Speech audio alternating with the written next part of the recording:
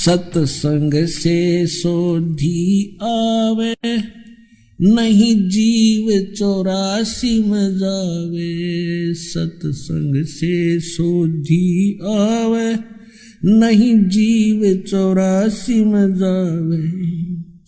अब मेटो द्वेष और राग, हो राग या उम्र बतेरी जाली। अब मेटो द्वेष और राग, हो राग या उम्र बतेरी जाली। अब जैसे वो वेद ज्ञान कैसे है और ये वेद ज्ञान क्यों नहीं है, ये भी जानना अनिवार्य है। यजुर्वेद अध्याय नंबर 40 के मंत्र नंबर 15 में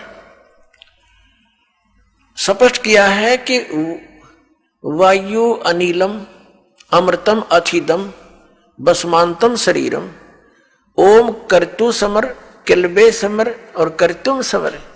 ओम नाम का सिमरण काम करते करते कर, विशेष कसक के साथ कर और मनुष्य जीवन का परम कर्तव्य जानकर ओम का सिमरण कर।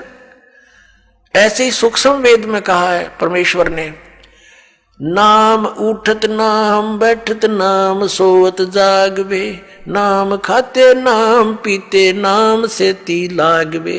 नाम उठत नाम बैठत नाम सोवत जागवे, नाम खाते नाम पीते नाम सेती लागवे। काम करते करते चलते फिरते उठ के बैठ के जब भी जैसे भी सुविधा हो उठते चलते नाम का सेवन कर और नाम से मोक्ष होगा।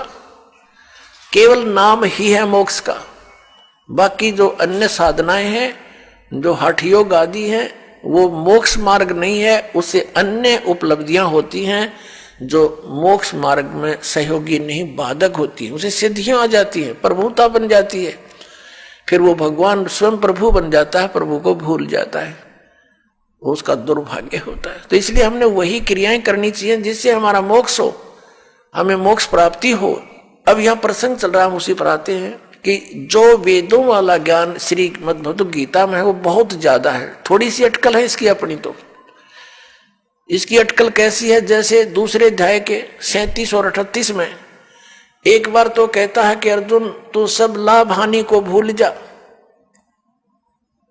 और युद्ध कर ले, और फिर तुरंत लाभ और हानि याद दिला रहा है कि यदि तू युद्ध में मारा गया तो स्वर्ग की प्राप्ति होगी, और यदि युद्ध में जीत गया तो तू पृथ्वी का राज भोगेगा, तेरे दोनों हाथों में लड्डू।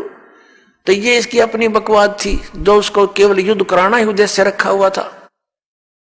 अब यदि श्री कृष्ण जी गीता जी का ज्ञान दे रहे होते तो वो इतना जुल्म नहीं करवाते, क्योंकि वो तो बहुत युद्ध अप्रिय है, वो युद्ध करते ही नहीं। उनको युद्ध अप्रिय है क्योंकि 3 बार गए थे वो शांति दूत बनकर।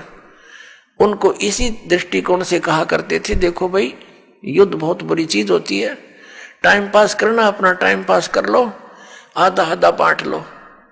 नहीं माने, फिर आखिर में क्या हुआ कि भगवान ने ये कह दिया भी ठीक है तुम नहीं मान रहे हो। श्री कृष्ण जी ने कहा कि एक तरफ मेरी सेना होगी, एक तरफ मैं हूंगा, और मैं हथियार भी नहीं उठाऊंगा।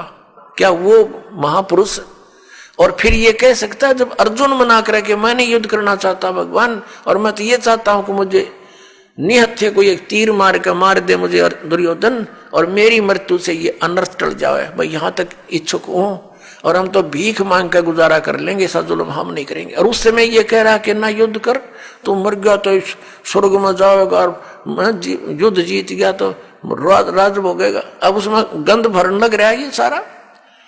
जब ये नहीं माना तो उसको ज्ञान देने लगा, ज्ञान के भी प्रश्न उत्तर करता रहा। अर्जुन सोचा था इससे पीछा छूटा, किसी तरह यो मन बख्श दे।